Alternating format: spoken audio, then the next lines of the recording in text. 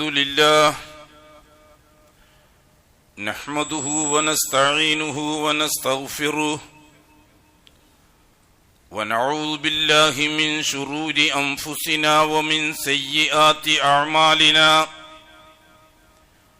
من يهده الله فلا مضل له ومن يضلل فلا هادي له وأشهد أن لا إله إلا الله وحده لا شريك له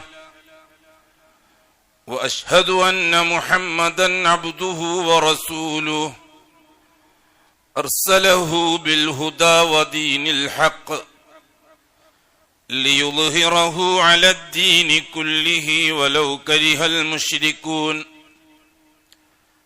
اللهم صل على محمد وعلى آل محمد كما صليت على إبراهيم وعلى آل إبراهيم إنك حميد مجيد اللهم بارك على محمد وعلى آل محمد كما باركت على إبراهيم وعلى آل إبراهيم في العالمين إنك حميد مجيد عباد الله أوصيكم ونفسي أولا بتقوى الله يا أيها الذين آمنوا اتقوا الله حق تقاته ولا تموتن إلا وأنتم مسلمون يا أيها الذين آمنوا اتقوا الله وقولوا قولا سديدا يصلح لكم أعمالكم ويغفر لكم ذنوبكم ومن يطع الله ورسوله فقد فاز فوزا عظيما يا أيها الناس اتقوا ربكم الذي خلقكم من نفس واحدة وخلق منها زوجها وبث منهما رجالا كثيرا ونساء واتقوا الله الذي تساءلون به والأرحام إن الله كان عليكم رقيبا أما بعد فإن أصدق الحديث كتاب الله وخير الهدي هدي محمد صلى الله عليه وسلم وشر الأمور محدثاتها وكل محدثة بدعة وكل بدعة ضلالة وكل ضلالة في النار അല്ലാഹുവിന്റെ സത്യവിശ്വാസികളായ അടിമകൾ തഖ്വയുള്ളവരായി ജീവിക്കുകയും അതുവഴി ദുനിയാവിലും ആഖിറത്തിലും അല്ലാഹു പൊരുത്തപ്പെടുന്ന ജീവിതം സമ്പാദിക്കുകയും ചെയ്യണമെന്ന് ആദ്യമായി എന്നോടും തുടർന്ന് നിങ്ങൾ ഓരോരുത്തരോടും വസിയത്ത് ചെയ്യും. അല്ലാഹു സുബ്ഹാനഹു വ തആല മനുഷ്യർക്ക് ഈ ഭൂമിയിൽ 2 ദർജകൾ നൽകി അനുഗ്രഹിച്ചിട്ടുണ്ട്. ഒന്നാമത്തെ ദർജ ഖിലാഫത്തിന്റെ ദർജയാണ്, മറ്റേത് ഹിദായത്തിന്റെ ദർജ. ഖിലാഫത്തിന്റെ ദർജ മനുഷ്യർക്ക് ആമായിട്ട് കിട്ടുന്നതാണ്. അവിടെ ജാതിയോ മതമോ വിശ്വാസമോ പ്രമാണമോ ഒന്നും അല്ലാഹു പരിഗണിക്കാറില്ല. ഭൂമിയിൽ ജീവിക്കുന്ന മനുഷ്യർ ഏത് മതക്കാരനായാലും ഏത് ജാതിക്കാരനായാലും ഏത് വിഭാഗത്തിൽപ്പെട്ടവനായാലും ഏത് വിശ്വാസക്കാരനായാലും അല്ലാഹു സുബ്ഹാനഹു വ തആല ആമായിട്ട് നൽകുന്ന ഒരു ജന്മഗുണമാണ് ഖിലാഫത്ത്. ഖിലാഫത്ത് എന്ന ബഹുമാനം മനുഷ്യർക്ക് കിട്ടുന്നത് ജന്മഗുണമാണ്. ഒരു മനുഷ്യനായി ജനിച്ചു എന്നത് മാത്രമാണ് അതിന്റെ യോഗ്യത. അപ്പൊ മനുഷ്യരായി ജനിച്ചവർക്കെല്ലാം ആ ആനുകൂല്യം അല്ലാഹു തആല നൽകുന്നതാണ്. മനുഷ്യൻ എന്നതുകൊണ്ട് ഉദ്ദേശിക്കുന്നത് ബനു ആദമാണ്. ആദമിന്റെ മക്കളെ മാത്രമേ മനുഷ്യനായിട്ട് അല്ലാഹു തആല കാണുന്നുള്ളൂ. അതുകൊണ്ട് തന്നെ ആദമിന് മുമ്പ് ഇവിടെ ജീവിച്ച 2 കാലുള്ള ജീവികളെ പറ്റി ഒന്നും ചിന്തിച്ചിട്ട് സമയം കളയണ്ട. ചിമ്പാൻസികളെ പോലെ, ദിനോസറുകളെ പോലെ, അതുപോലെയുള്ളവരെ പോലെ അതൊന്നും നമ്മുടെ ചർച്ചയിൽ വരുന്നില്ല. നമ്മുടെ ചർച്ചയിൽ അൽ ഇൻസാൻ തുടങ്ങുന്നത് ആദമ കൊണ്ടാണ്. അല്ലാഹു തആല മനുഷ്യർക്കിട്ട പേര് തന്നെ ബനു ആദം എന്നാണ്, ആദമിന്റെ മക്കൾ. പിന്നെ ആദമല്ലാത്ത ഒരാളെ പറ്റി മനുഷ്യന്റെ പൂർവികനായിട്ട് പരിഗണിച്ച് ചർച്ച ചെയ്യേണ്ട ആവശ്യമില്ല. അത് വിവരക്കേടാണ്, ജഹാലത്താണ്.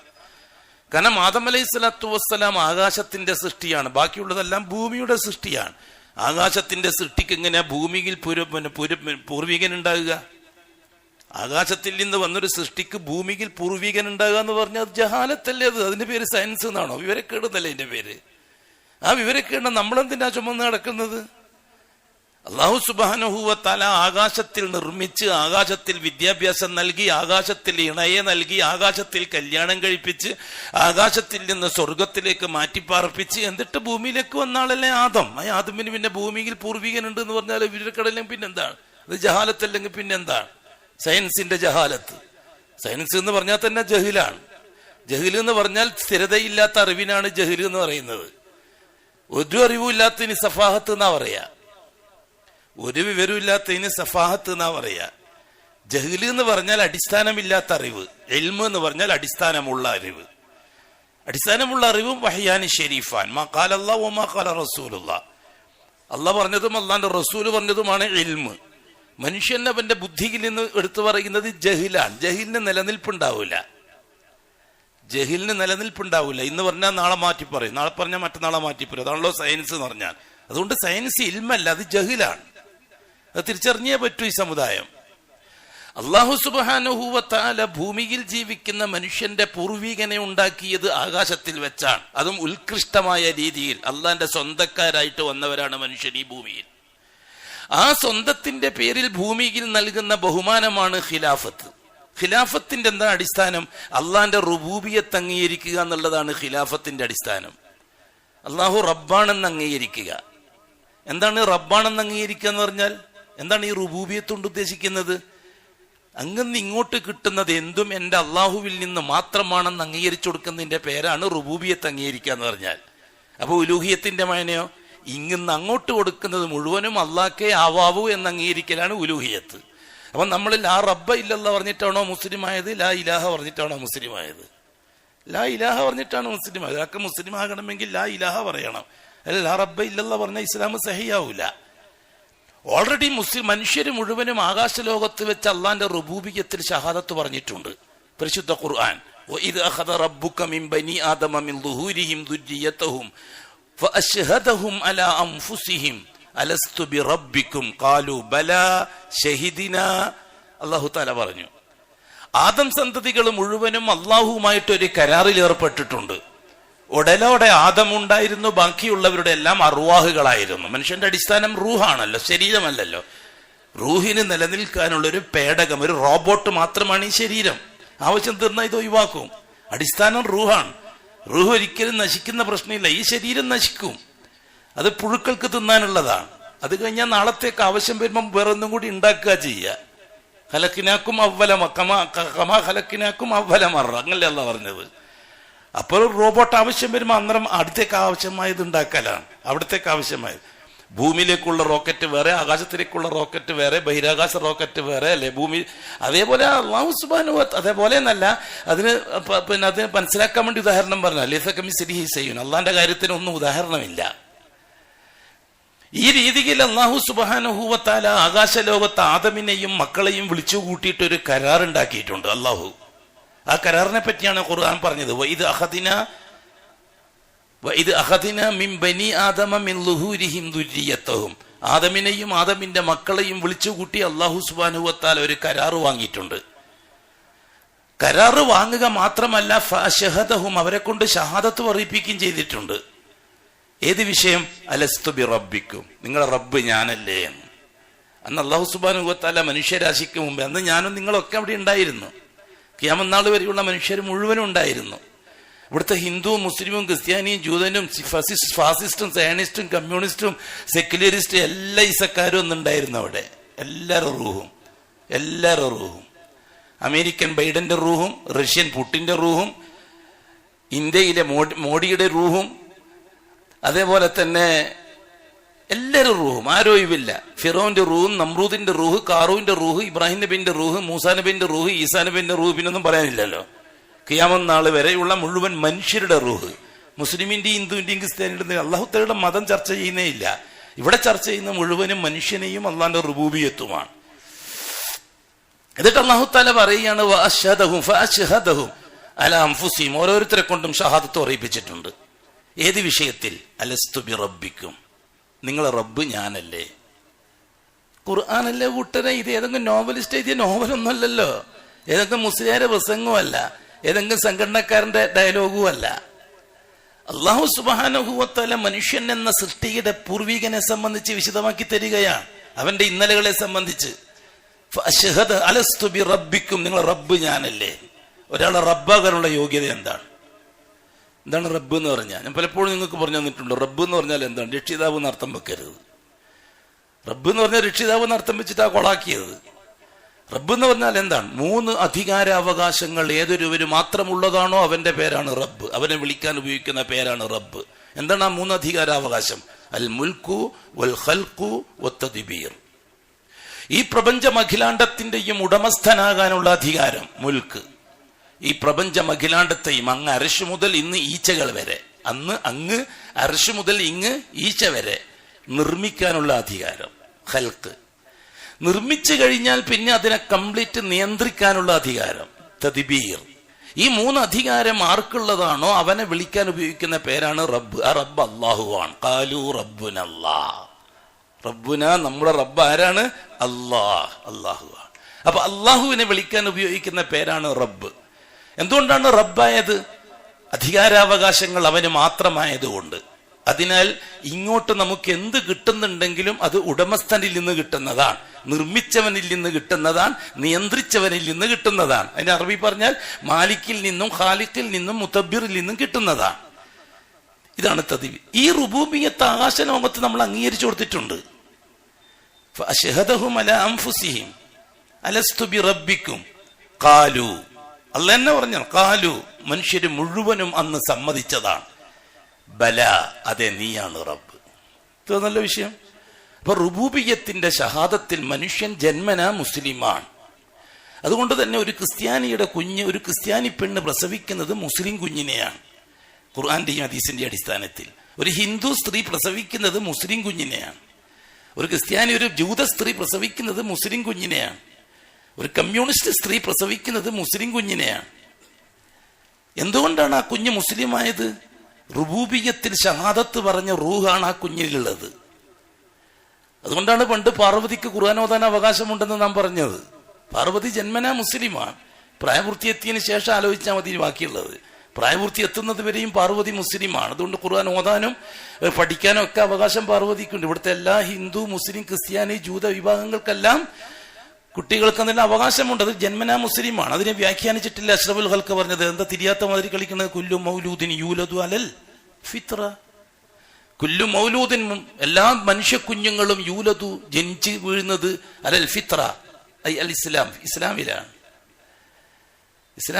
പക്ഷെ റുബൂബിയ്യത്തിന് ഷഹാദത്ത് കൊടുത്തതിന്റെ പേരിൽ മുഴുവൻ മനുഷ്യരും മുസ്ലിമാണ്. ഇന്ന് ഈ ഭൂലോകത്ത് ജീവിക്കുന്ന ഏത് നാട്ടുകാരനാവട്ടെ, അമേരിക്കക്കാരനാവട്ടെ, റഷ്യക്കാരനാവട്ടെ, ലണ്ടൻകാരനാവട്ടെ, കർണാടകക്കാരനാവട്ടെ, മടക്കേരിക്കാരനാവട്ടെ, എവരായാൽ ഏത് മതജാതി വിഭാഗത്തിൽപ്പെട്ടവനായാൽ, RSSകാരനാവട്ടെ, BJPക്കാരനാവട്ടെ, കമ്മ്യൂണിസ്റ്റുകാരനാവട്ടെ, കോൺഗ്രസ്സുകാരനാവട്ടെ, ആ വിഭാഗത്തിൽ ഏത് വിഭാഗത്തിൽപ്പെട്ടാലും കുല്ലുഹും മുസ്ലിമൂൻ ബിവുൽദതി, അവരുടെ ജന്മം കൊണ്ട് മുസ്ലിമാണ്. കാരണം അവരുടെ ശരീരത്തിൽ പ്രവർത്തിക്കുന്നത് അള്ളാഹുവിന്റെ റുബൂബിയ്യത്തിൽ ഷഹാദത്ത് പറഞ്ഞ റൂഹാണ്. അതിന്റെ ബഹുമാനം, അതിനാണ് ഖിലാഫത്ത് എന്ന് പറയുന്നത്. ആകാശലോകത്ത് അള്ളാഹുവിന്റെ ഉലൂഹിയ്യത്തിൽ, റുബൂബിയ്യത്തിൽ ഷഹാദത്ത് പറഞ്ഞതിന്റെ ബറക്കത്താണ് ഭൂമിയിൽ കിട്ടിയ ഖിലാഫത്ത്. ഇന്നി ജാഇലുൻ ഫിൽ അർളി വഇദ് ഖാല റബ്ബുക ലിൽ മലായികത്തി ഇന്നി ജാഇലുൻ ഫിൽ അർളി ഖലീഫ. എന്താണ് ഖിലാഫത്ത്? രാജ്യം ഭരിക്കലല്ല. നാട് ഭരിക്കുക എന്നതോ രാഷ്ട്രീയ വിഷയം കൈകാര്യം ചെയ്യുക എന്നുള്ളതോ ഇസ്ലാമിന്റെ അഡ്രസ്സിൽ വേണ്ട. അത് ഇൻസാനിയത്തിന്റെ അഡ്രസ്സിൽ മാത്രം മതി. ഇസ്ലാമിന്റെ അഡ്രസ്സിൽ ഒരു നാട് ഭരിക്കുക, ഒരു ഇസ്ലാമിക രാജ്യം ഉണ്ടാക്കുക, അങ്ങനത്തെ പരിപാടി അതിനുള്ള ഇസ്ലാമിനില്ല. ആ ഒരു അജണ്ടയെ ഇസ്ലാമിനില്ല. അത് ഏതോ പൊളിറ്റിക്കൽ പൊളിറ്റിക്കൽ ജിഹാദുകാരൻ ഉണ്ടാക്കി തീർത്തതാണ് അത് ഈ അടുത്ത കാലത്ത്. ഇതിനുള്ള ഇസ്ലാമിന് അങ്ങനെ സംവിധാനമില്ല. അങ്ങനെ ഉണ്ടാകുമായിരുന്നുവെങ്കിൽ നമുക്കറിയാലോ, നീട്ടിക്കൊണ്ടു പോകാൻ പറ്റൂലല്ലോ. മൂസ അലൈഹി സ്വലാത്തു വസ്സലാമിനെ അക്കരെ കടത്തിയിട്ട് ഫിറോനെ ഏകപക്ഷീയമായി നശിപ്പിച്ചില്ലേ അല്ലാഹ്? നശിപ്പിച്ചില്ലേ? പ്രതിപക്ഷം 100% ഇല്ലാതായാൽ അതിന്റെ ഭരണപക്ഷം വേണ്ടേ? എന്തുകൊണ്ട് മൂസ അലൈഹി സ്വലാത്തു വസ്സലാമിനെ ഈജിപ്തിന്റെ പ്രധാനമന്ത്രിയാക്കിയില്ല? എന്തുകൊണ്ട് ഹാറൂൻ നബി അലൈഹി സ്വലാത്തു വസ്സലാമിനെ ഫലസ്തീന്റെ പ്രധാനമന്ത്രിയാക്കിയില്ല? രണ്ടുപേരെയും അല്ലാഹു തആല എന്താ ചെയ്തത്? എതിർപക്ഷത്തെ ഏകപക്ഷീയമായി ബാത്തിലിന്റെ ശക്തികളെ കടലിൽ മുക്കിക്കൊന്നു. എന്നിട്ട് എന്താ പിന്നെ അല്ലാഹ് ചെയ്തത്? ഇനി നിങ്ങൾ രാജ്യം ഭരിച്ചോളൂ, രാജ്യം വിട്ടുകൊടുക്കുകയാണോ? ഇസ്ലാം പൂർത്തിയായില്ലേ? കൂട്ടരെ 100% മുസ്ലിങ്ങളല്ലേ ഉള്ളൂ ഇപ്പൊ ഈജിപ്തിലും ഫലസ്തീനിലും, വേറെ ആരും ഇല്ലല്ലോ ഇപ്പോ. എന്നിട്ടും അല്ലാഹു സുബ്ഹാനഹു വ തആല ചെയ്തത് എന്താ? വജാവസിനാ ബിബനി ഇസ്രായീൽ അൽ ബഹ്റ. ഇസ്രായേലി സമൂഹത്തെ നാട് കടത്തി അല്ലാഹു തആല മുസ്ലിങ്ങളോട് പറഞ്ഞു, നിങ്ങൾ ഈജിപ്തിൽ ജീവിക്കണ്ട. മുസ്ലിങ്ങളോടാ പറയുന്നത്. ആദിവാസി മുസ്ലിമീങ്ങൾ യാക്കൂബ് നബിന്റെയും യൂസുഫ് നബിന്റെയും പേരക്കുട്ടികളാണ് ബനു ഇസ്രായേൽ, ഇസ്ഹാഖ് നബിന്റെ പേരക്കുട്ടികൾ. അവരോട് സ്വന്തം നാട് വിട്ടിട്ട് വേറൊരു നാട്ടിലേക്ക് പോകാനാ അള്ളാഹുവിന്റെ കൽപ്പന. ശത്രുക്കളെ പേടിച്ചിട്ടാണെങ്കിൽ ഫറോവാനെ കൈകാര്യം ചെയ്യാൻ തീരുമാനിച്ചിരിക്കുകയല്ലേ അള്ളാഹു താല. പിന്നെ എന്തിന് ശത്രുക്കളില്ലല്ലോ അവിടെ. ശത്രുക്കളില്ലായിട്ടും എന്തിനാണ് അള്ളാഹു താല മുസ്ലിമീങ്ങളെ ആ നാട്ടിൽ നിന്ന് മറ്റൊരു നാട്ടിലേക്ക് പറഞ്ഞു വിട്ടത്? മൂസ അലൈഹി സ്വലാത്തു വസ്സലാം ഈ വിഷയം മുസ്ലിങ്ങളോട് പറഞ്ഞു, ഇസ്രായേലി മുസ്ലിങ്ങളോട് പറഞ്ഞു. അവർ രണ്ട് ഗ്രൂപ്പായി. ഇസ്രായേലി മുസ്ലിമീങ്ങൾ ചരിത്രത്തിൽ വലിയ രണ്ട് ഗ്രൂപ്പുകളായി.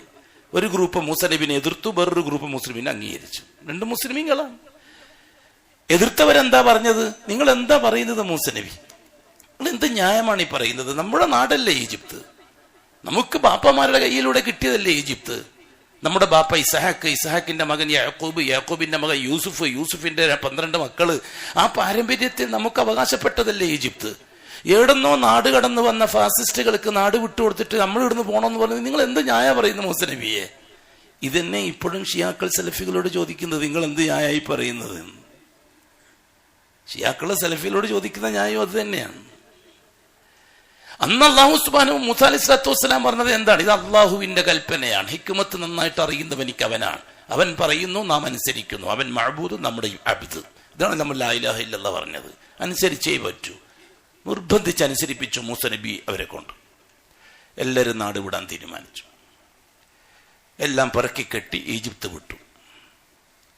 ചെങ്കടലിന്റെ തീരത്തെത്തിയപ്പോൾ പ്രശ്നം ഗുരുതരമായി. മുമ്പിൽ കടല്, പിറകെ ഫിറോന്റെ പട്ടാളം വരുന്നുണ്ടെന്നാണ് കേട്ടത്. അവിടെയും രണ്ട് ഗ്രൂപ്പ് ശക്തമായി. ഒരു ഗ്രൂപ്പ് മൂസ അലൈഹി സ്വലാത്തു വസ്സലാം എന്ത് പറഞ്ഞാലും അനുസരിക്കാൻ പാകത്തിൽ, അവരാണ് മുസ്ലിം. അൽ ഇസ്ലാം അൽ ഇസ്തിസ്ലാമു ലില്ലാഹി ബിത്തൗഹീദ് വത്തഅതു ലഹു ബിൽ വൽ ഇൻഖിയാദു ലഹു ബിത്താഅ വബറാഅത്തു മിനശ്ശിരികി വഅഹ്ലിഹി. ഇതാണല്ലോ ഇസ്ലാം. ഇസ്ലാമിന്റെ നിർവചനം അതാണ്. ഇസ്ലാം എന്ന് പറഞ്ഞാൽ എന്താണ്? 3 കാര്യങ്ങളാണ്.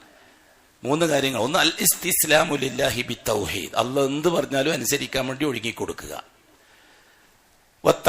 വൽ ഇൻഖിയാദു ലഹു ബിത്താഅ, അല്ലാഹ് എന്ത് പറഞ്ഞാലും അതനുസരിച്ചുകൊണ്ട് കീഴ്വഴക്കം രേഖപ്പെടുത്തുക, ചോദ്യമില്ല. വൽ ബറാഅത്തു മിനശ്ശിർകി വഅഹ്ലിഹി, ഷിർക്കിൽ നിന്നും ഷിർക്കിന്റെ ആൾക്കാരിൽ നിന്നും പൂർണ്ണമായി ഞാൻ ഒഴിവാണെന്ന് പ്രഖ്യാപിക്കുക. ഇതാണ് മുസ്ലിം. കപടതൊന്നും ശരിയാവില്ല. മനസ്സിൽ വെച്ചിട്ട് ബഹുസ്വരതയും പറഞ്ഞിട്ട് എല്ലാവൻ്റെക്കും ചോറ് നിന്ന പരിപാടിയൊന്നും ഇസ്ലാമിന് പറ്റൂല. അങ്ങനെ ബഹുസ്വരതി ഐക്യം പറഞ്ഞിട്ട് എല്ലാവനെയും ആദർശപരമായിട്ട് യോജിപ്പിക്കുന്ന പരിപാടിയില്ല. അങ്ങനത്തെ ഒരു പരിപാടിയുമില്ല. ഞാനൊരു മുസ്ലിമാണ്, എനിക്കത് പറ്റൂല എന്ന് പറയാൻ ധൈര്യമില്ലെങ്കിൽ മുനാഫിക്കാണ്. മൂസ അലൈഹി സ്വലാത്തു വസ്സലാം അള്ളാഹുവിന്റെ റസൂലാണ്. മൂസ അലൈഹി സ്വലാത്തു വസ്സലാമിന്റെ ഒന്നിച്ച് സഹായത്തിനുള്ളത് ഹാറൂൻ നബി അലൈഹി സ്വലാത്തു വസ്സലാമാണ്. രണ്ടുപേരും വളരെ ശക്തമായിട്ട് പറഞ്ഞു, അള്ളാഹുവിന്റെ കൽപ്പനയാണ് ഈജിപ്തിലേക്ക്, ഫലസ്തീനിലേക്ക് പോകാൻ, സിറിയയിലേക്ക് പോകാൻ അള്ളാഹു തല വഴിയുണ്ടാക്കി തരും. എതിരാളികൾ പറഞ്ഞു, നിങ്ങൾ എന്ത് മണ്ടത്തരമാണ് മൂസ നബിയെ. മൂസ നബിയോടെ മണ്ടത്തരമാൻ ചോദിച്ചവർക്ക് പിന്നെ ഇപ്പോൾ പിൻഗാമികൾക്ക് ചോദിക്കാൻ വലിയ പാടൊന്നും ഉണ്ടാവില്ലല്ലോ. നിങ്ങൾ എന്ത് മണ്ടത്തരമാണ് മൂസ നബിയെ പറയുന്നത്? ഈ കടൽ കടന്നിട്ട് എങ്ങനെ പോകാനാണ് നിങ്ങൾ പറയുന്നത്? മൂസ അലൈഹി സ്വലാത്തു വസ്സലാമിന് ദേഷ്യം വന്നു. തൂരിസീനായിൽ വെച്ച് ബഹുമാനപ്പെട്ട മൂസ അലൈഹി സ്വലാത്തു വസ്സലാമിന് കിട്ടിയൊരു യഖീനുണ്ട്. ആ യഖീൻ അനുസരിച്ച് മൂസ നബി സംസാരിച്ചു. ഖല്ലാ ഇന്ന മഅി റബ്ബി സയഹ്ദീൻ. ഖല്ലാ, മിണ്ടാതിരിക്കടാ. അതാണ് അതിന്റെ ശരിയായ മലയാള ഭാഷ. മിണ്ടാതിരിക്കടാ. ഇന്ന മഅി റബ്ബി സയഹ്ദീൻ. എന്റെ റബ്ബ് പറഞ്ഞിട്ടാണ് ഞാൻ പുറപ്പെട്ടിരിക്കുന്നത്. അവൻ എനിക്കൊരു വഴി തെളിയിച്ചു തരും. എനിക്ക് നല്ല ഉറപ്പുണ്ട്. മിണ്ടാൻ പാടില്ല എന്ന് പറഞ്ഞു. മൂസ നബി കുറച്ച് സ്ട്രോങ് ആണ് ആള്. ഈസ നബി ഒരു സ്ട്രോങ്ങും ഇല്ലാത്ത വളരെ മയമാണ്. അഷ്റഫുൽ ഖൽക്ക് പറഞ്ഞു, ഞാൻ രണ്ടിന്റെ ഇടയിലാണ് എന്ന് പറഞ്ഞു. റസൂലുള്ളാഹി തങ്ങൾ പറഞ്ഞു, മൂസ കുറച്ച് സ്ട്രോങ് ആണ്, ഈസ നബി ഒരു സ്ട്രോങ്ങും ഇല്ലാത്ത ആളാണ്, ഞാൻ അതിന് രണ്ടിന്റെ ഇടയിലാണ്. എന്ന് വെച്ചാൽ ദേഷ്യം പിടിക്കുന്നിടത്ത് ദേഷ്യവും പിടിക്കും, സ്നേഹിക്കുന്നിടത്ത് സ്നേഹിക്കുകയും ചെയ്യുന്ന അർത്ഥം. ഹസ്രത്ത് മൂസ അലൈഹി സ്വലാത്തു വസ്സലാം പിന്നെ ഒന്നും മിണ്ടിയില്ല. ഇതാ വരുന്നു ജിബ്രീൽ അലൈഹിസ്സലാം. ഇളിരിബ് ബിഅസാകൽ ബഹർ, ഇളിരിബ് ബിഅസാകൽ ബഹർ ഫൻഫലഖ് ഫകാന കുല്ലു ഫിർഖിൻ കത്തൗദിൽ അളീം. ഓ മൂസ, കാത്തിരിക്കണ്ട, കയ്യിലൊരു വടിയില്ലേ, പണ്ട് ശുഐബ് നബിയുടെ അടുത്ത് പോകുമ്പോഴുള്ള വടി, ആ വടി കൊണ്ട് ഈ സമുദ്രത്തെ നിങ്ങളൊന്ന് അടിച്ചോളൂ, ബാക്കി ഞാൻ ആയിക്കോളാമെന്ന് അല്ലാഹു തആല പറഞ്ഞത്. എന്തിനാ അടിക്കാൻ പറഞ്ഞത്? അള്ളാന്റെ കൽപ്പന നിസ്സാരമായിട്ട് കാണുവാൻ ചിന്തിക്കാൻ, പരീക്ഷിക്കാൻ മൂസ നബിയെ. കടലിൽ ഞാൻ ഈ വടി കൊണ്ട് അടിച്ചിട്ട് എന്താവാനാന്ന് ചിന്തിക്കോ, അതോ അള്ളാഹ് പറഞ്ഞ ആവോ ഉറപ്പാണ്, നമ്മളെ മാതിരി ആവുമോന്ന് അത് പരിശോധിക്കാൻ വേണ്ടിയിട്ട്. നമ്മളെന്താ പറയുന്നത്? അള്ളാഹിനെയും പറഞ്ഞിരുന്നാ മതിയോ, അല്ലാണ്ട് റസൂലിനെയും പറഞ്ഞിരുന്നാ മതിയോ, ദിക്റും ചൊല്ലി ഇരുന്നാ മതിയോ, അപ്പൊക്കല്ലേ നാട് മറ്റം കൊണ്ടുപോകുന്ന പണ്ഡിതന്മാർ വരെ പറഞ്ഞുകൊണ്ടിരിക്കുന്ന ഇപ്പം അതന്നെ. മൂസ അലൈഹി സ്വലാത്തു വസ്സലാമിന്റെ അനുയായികളിലെ വിമതന്മാർ, അവരുടെ അനുയായികളാണവർ. അപ്പൊക്കെ നാട് അവർ കൊണ്ടുപോകും. ഇവിടെ മൂസ അലൈഹി സ്വലാത്തു വസ്സലാമിനോട് വടികൊണ്ടടിക്കാൻ, സമുദ്രത്തിലടിക്കാൻ വേണ്ടി പറഞ്ഞത് എന്തിനാണെന്നറിയോ? മൂസ നബിനെ പരീക്ഷിക്കാനാണ്. മൂസ അലൈഹി സ്വലാത്തു വസ്സലാമിന്റെ തൗഹീദ് എത്രത്തോളം പെർഫെക്റ്റ് ആണെന്ന് നോക്കാനാണ്. വടികൊണ്ടടിച്ചിട്ട് എന്താവാനെന്ന് മൂസ ചിന്തിക്കുമോ അതോ കൽപ്പന അനുസരിച്ച് പ്രവർത്തിക്കുമോ? മൂസ അലൈഹി സ്വലാത്തു വസ്സലാം 100 മാർക്കോടെ അടിച്ചു. ഫംഫലഖ്, സമുദ്രം പിളർന്നു. ഫകാന കുല്ലു ഫിർഖിൻ കത്തൗദിൽ അളീം, വലിയ മലന്തിട്ട പോലെ മാറി നിന്നു കടൽ. അല്ലേ, ലക്ഷക്കണക്കിന് വരുന്ന മുസ്ലിമീങ്ങൾ ആ കടലും കടന്നിട്ടല്ലേ ഫലസ്തീനിലെത്തിയത്, സിറിയയിലെത്തിയത്. അവർ ബൈത്തുൽ മുഖദ്ദസിലെത്തിയോ? ബൈത്തുൽ മുഖദ്ദസിലെത്തിയോ? അവര് മസ്ജിദുൽ അഖ്സയിലെത്തിയോ? ഇല്ല. അല്ലാഹു തആലക്ക് അറിയണം, മസ്ജിദുൽ അഖ്സയിൽ പ്രവേശിക്കുന്നവൻ, ബൈത്തുൽ മുഖദ്ദസിൽ പ്രവേശിക്കുന്നവൻ, മസ്ജിദുൽ അഖ്സയിൽ പ്രവേശിക്കുന്നവൻ പ്യൂർ മുവഹിദായിരിക്കണം. അതുകൊണ്ട് തന്നെ ഷിയാക്കൾക്ക് ഒരു അധികാരവും മസ്ജിദുൽ അഖ്സയിലില്ല. അല്ലാഹു സുബ്ഹാനഹു വ തആലക്ക് അറിയേണ്ടത് ഇവർ നാടൻ മുസ്ലിമാണോ എന്നല്ല, ഇവർ തൗഹീദ് എത്രത്തോളം ക്ലിയർ ഉണ്ട്, എന്നിട്ട് മതി ഫലസ്തീനിലേക്ക് പ്രവേശിപ്പിക്കുക എന്ന്. അല്ലാഹു തആല പറഞ്ഞു മൂസ അലൈഹി സ്വലാത്തു വസ്സലാമിനോട്, ഓ മൂസ, ഇവരെയും കൂട്ടിയിട്ട് നിങ്ങൾ യതീഹൂന ഫിൽ അർളി 40 സന, 40 കൊല്ലം ഇവരെയും കൂട്ടിയിട്ട് നിങ്ങൾ മരുഭൂമിയിലൂടെ കറങ്ങണം. ഇവരെ തൗഹീദ് എത്രത്തോളം ഉണ്ടെന്ന് ഞാനൊന്ന് നോക്കട്ടെ എന്ന്. നമ്മളിത് മെമ്പർഷിപ്പ് എടുത്ത് കീശിലിട്ടിട്ട് ഞാനും സലഫിയാന്ന് പറഞ്ഞുകൊണ്ട് നടക്കുക. മൂസ അലൈഹി സ്വലാത്തു വസ്സലാമാണ് ഉസ്താദ്, ഹാറൂൻ നബിയാണ് ഉസ്താദ്. 40 കൊല്ലം മരുഭൂമിയിൽ കറങ്ങട്ടെ ഇവർ. എന്തിനാണ് കറക്കിയത്? അപ്പുറം പ്രതിപക്ഷം ഇല്ലല്ലോ. വഗർഖിന ആല ഫിറൗൻ, ഫിറൗന്റെ കുടുംബത്തെ മുക്കിക്കൊന്നില്ല അല്ലാഹ്. അവനാർ തന്നെ താമസിക്കാൻ പറഞ്ഞാൽ പോരെ. പിന്നെ എന്തിനാ അല്ലാഹു തആല മരുഭൂമിയിൽ കറക്കിയത് ഇസ്രായേലി മുസ്ലിമീങ്ങളെ? എന്തിനാ കറക്കിയത്? എന്താ നിങ്ങൾക്ക് മനസ്സിലാവാത്തത്? ഇന്ത്യയിൽ ജീവിക്കുന്ന മുസ്ലിമീങ്ങൾക്ക് എന്താ കാര്യം മനസ്സിലാവാത്തത്? അസ്ബാബുകളെ വെച്ചുകൊണ്ട് മനുഷ്യന്റെ മനസ്സിൽ രോഗമുണ്ടാക്കി കളിക്കുകയല്ലേ രാഷ്ട്രീയ നേതൃത്വം? അസ്ബാബുകളെ വെച്ചുകൊണ്ടല്ലേ കളിക്കുന്നത്. അസ്ബാബുകളെ കൊണ്ട് അഹ്വാലുകളെ മാറ്റിയെടുക്കാൻ കഴിയില്ല, വല്ലാഹി കഴിയില്ല. അഅമാലുകളെ കൊണ്ട് മാത്രമേ അഹ്വാലുകളെ മാറ്റാൻ പറ്റുള്ളൂ. അഹ്വാൽ മീൻസ് സ്ഥിതിഗതികൾ, പരിസ്ഥിതികൾ, പ്രസന്റ് അവസ്ഥകൾ. അതിനാണ് അഹ്വാൽ എന്ന് പറയുന്നത്. പ്രസന്റ് അവസ്ഥകൾ മാറ്റാൻ അസ്ബാബുകളെ കൊണ്ട് കഴിയില്ല, വല്ലാഹി കഴിയില്ല. അത് അല്ലാഹുവിന്റെ സുന്നത്തിനെതിരാണ്. അഅമാലുകളെ കൊണ്ട് മാത്രമേ പ്രസന്റ് അവസ്ഥകൾ മാറ്റിമറിക്കാൻ കഴിയുള്ളൂ. അതാണ് അല്ലാഹുവിന്റെ സുന്നത്ത്. വലൻ തജിദ ലി സുന്നത്തില്ലാഹി തബ്ദീല വലൻ തജിദ ലി സുന്നത്തില്ലാഹി തഹ്വീല. ഖുർആനല്ലേ. അല്ലാഹുവിന്റെ സുന്നത്ത് മാറ്റിമറിച്ചുകൊണ്ട് അസ്ബാബുകളെ കൊണ്ട് കാര്യങ്ങൾ നടത്താമെന്നാണോ കരുതുന്നത്? വല്ലാഹി നടക്കൂല. മുസ്ലിം ലോകം മുഴുവനും ഒന്നിച്ചാലും അസ്ബാബുകളെ കൊണ്ട് കാര്യങ്ങൾ നടക്കുകയില്ല. അസ്ബാബ് മീൻസ് ബോംബ്, മിസൈൽ, റോക്കറ്റ്, എല്ലാം അസ്ബാബിന്റെ പല ഐറ്റങ്ങളാണ്. അസ്ബാബുകൾ ഉപയോഗിച്ചുകൊണ്ട് രക്ഷപ്പെടാമെന്ന് മുസ്ലിങ്ങൾ കരുതുന്നുണ്ടെങ്കിൽ ജഹാലത്താണ്, വിവരക്കേടാണ്, വിഡ്ഢിത്തമാണ്. കാരണം മുസ്ലിമീങ്ങളോട് അല്ലാഹു തആല കൊടുത്തത് അഅമാലുകളെ കൊണ്ട് അവസ്ഥകളെ പരിവർത്തിപ്പിക്കാനാണ്.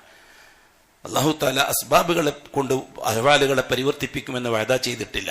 സംഭവം എത്രയാണ് അതൊന്ന് പറഞ്ഞുകൊണ്ടിരിക്കേണ്ട സമയമല്ല ഇപ്പോൾ, സമയത്തിന്റെ കുറവ്. മൂസ അലൈഹി സ്വലാത്തു വസ്സലാമിനോടും ഹാറൂൻ നബിയോടും പറഞ്ഞത് ഇവരെ തൗഹീദ് ഒന്ന് എനിക്ക് പരിശോധിക്കണം, ഇവരും നാട് കടത്തണം, മരുഭൂമിയിൽ കറങ്ങട്ടെ ഇവർ.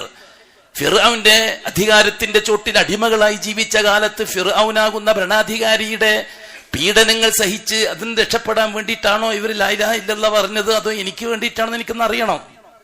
ഫിറോനെ പേടിച്ചിട്ട് മുസ്ലിം ആയതാണോ അതോ എനിക്ക് വേണ്ടി മുസ്ലിം ആയതാണോ? അവർ പഠിക്കണമെങ്കിൽ ഇവരെ ഭൗതികമായ തടസ്സങ്ങളില്ലാതെ ആത്മീയമായ തടസ്സമുണ്ടോ നോക്കണം. ഭൗതികമായ തടസ്സം ഇല്ലല്ലോ, ഫിറോനും കൂട്ടരും മുങ്ങിച്ചത്തില്ലേ, പിന്നെ ആരാണ് ഇവരെ സൃഷ്ടിക്കാനുള്ളത്? ഇവർ സ്വതന്ത്രല്ലേ ഇപ്പോ? അവര് കറങ്ങി. അല്ലാഹു സുബ്ഹാനഹു വ തആല പറഞ്ഞു ഫഅതൗ അലാ ഖൗമി യഅകുഫൂന അലാ അസ്നാമിൻ ലഹും. മൂസ നബിയും ഹാറൂൻ നബിയും ഇവരെയും കൂട്ടിയിട്ട് ഇങ്ങനെ നടന്നു പോവുകയാണ്. അങ്ങനെ ഒരു ഗ്രാമത്തിലെത്തി. ആ ഗ്രാമത്തിലെത്തിയപ്പോൾ ആ ഗ്രാമവാസികൾ ഒരു ജാറത്തിന് ചുറ്റും കറങ്ങിക്കൊണ്ടിരിക്കുകയായിരുന്നു കുറച്ച് ആൾക്കാർ. ഫഅതൗ, അവർ ചെന്നെത്തി അലാ ഖൗമിൻ, ഒരു സമൂഹത്തിന്റെ അടുക്കൽ. യഅകുഫൂന, അവർ ഇഅ്തികാഫിരിക്കുകയാണ്, ഭജനമിരിക്കുകയാണ്. അലാ അസ്നാമിൻ ലഹും, അവരുടെ ജാറത്തിന്റെ മുമ്പിൽ ഇഅ്തികാഫിരിക്കുകയാണ് അവർ. ആ സമൂഹത്തിന്റെ അടുത്തുകൂടെ കടന്നുപോയി മൂസ നബി അനുയായികളും. കാലു, ഇത് കണ്ടപ്പോൾ മുസ്ലിമീങ്ങൾ പറഞ്ഞു, യാ മൂസ, ഓ മൂസ നബിയെ, ഇജ്അൽ ലനാ ഇലാഹൻ കമാലഹും ആലിഹ, ഞങ്ങൾക്കൊരു ജാറുണ്ടാക്കിത്ത, ഇതേപോലെ ഇജ്അൽ ലനാ ഇലാഹൻ, ഞങ്ങൾക്കൊരു ജാറുണ്ടാക്കിത്ത, ഞങ്ങളുടെ ആവശ്യങ്ങളൊക്കെ ബർക്കത്ത് കൊണ്ട് ചോദിക്കാൻ, ജാഹ് ബർക്കത്ത് കൊണ്ട് ചോദിക്കാൻ, തവസ്സുൽ ഇസ്തിഗാസ ചെയ്യാൻ ഞങ്ങൾക്കൊരു ജാറുണ്ടാക്കിത്ത. കമാലഹും ആലിഹ, കണ്ടില്ലേ അവരും അവരുടെ ജാറത്തിന് മുമ്പ് ചുറ്റുന്നത് കണ്ടില്ലേ? മൂസ അലൈഹി സ്വലാത്തു വസ്സലാമിന് ദേഷ്യം അടക്കാൻ കഴിഞ്ഞില്ല. ഇന്നക്കും ഖൗമുൻ തജ്ഹലൂൻ, ജാഹിലീങ്ങൾ, വിവരം കെട്ടവര്, അള്ളാഹുവിനെ നേരിട്ട് കണ്ടവരല്ലേ നിങ്ങൾ, നേരിട്ട് അനുഭവങ്ങൾ കണ്ടവരല്ലേ. ചെങ്കടലി വളർന്നിട്ട് അള്ളാഹുവിന്റെ കുതിർത്ത് കണ്ടവരാണ്. മഞ്ഞ സൽവ ഇറക്കിയിട്ട് അതും തിന്നിട്ട് കണ്ടവരാണ്. അങ്ങനെ ബനൂ ഇസ്രായേലിനെ അള്ളാഹ് നേരിട്ട് സഹായിക്കല്ല. യാ ബനി ഇസ്രായേൽ, യാ ബനി ഇസ്രായേൽ. അള്ളാഹു സുബ്ഹാനഹു വ തആല ഇസ്രായേലിനെ വിളിച്ചിട്ട് പറഞ്ഞതാണ്, ഫളൽതുക്കും അലൽ ഉദ്കുറു നിഅമതി അല്ലതി അൻഅംതു അലൈക്കും വഅന്നി ഫളൽതുക്കും അലൽ ആലമീൻ. ഞാൻ നിങ്ങൾക്ക് ചെയ്ത നിഅമത്ത് നിങ്ങൾ മറക്കണ്ട. നിങ്ങളെ ഭൂലോകത്ത് വെച്ച് ഏറ്റവും നല്ലവരാക്കിയത് ഞാനാണ്. ആ രീതിയിൽ അള്ളാഹുമായിട്ട് അടുത്തവരല്ലേ നിങ്ങൾ. ഇപ്പൊ ഒരു ജാറം കണ്ടപ്പോ നിങ്ങളെല്ലാം തെറ്റിയല്ലേ.